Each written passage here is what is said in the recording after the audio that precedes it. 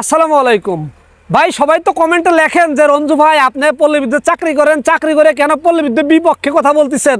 ভাই আমি রঞ্জু সত্যের পথে কাজ করি, এতে আমার ভাই এখন ধরেন চুক্তি বাতিল, আমি চাকরিতে নাই।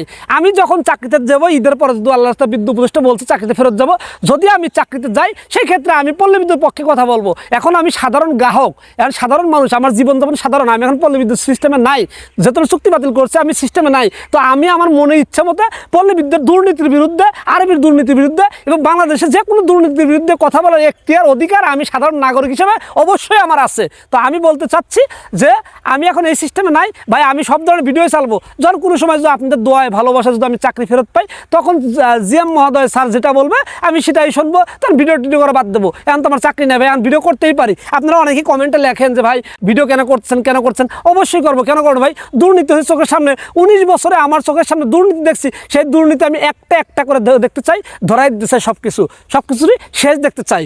কারণ আমার সাথে দুর্নীতি করা হয়েছে, পল্লী বিদ্যুৎ কী কী সিস্টেমে দুর্নীতি হয়, কোন কোন কর্মকর্তা কীভাবে দুর্নীতি করে, সব কিছু আমার মেমোরিতে ফুল আছে। আমি একটা একটা করে বের করে আমি সবাইকে দেখাই দেবো। খালি আমার পাশে থাকবেন, শেয়ার দিয়ে ফলো দিয়ে পাশে থাকবেন। সবাই ধন্যবাদ। আসসালামু আলাইকুম।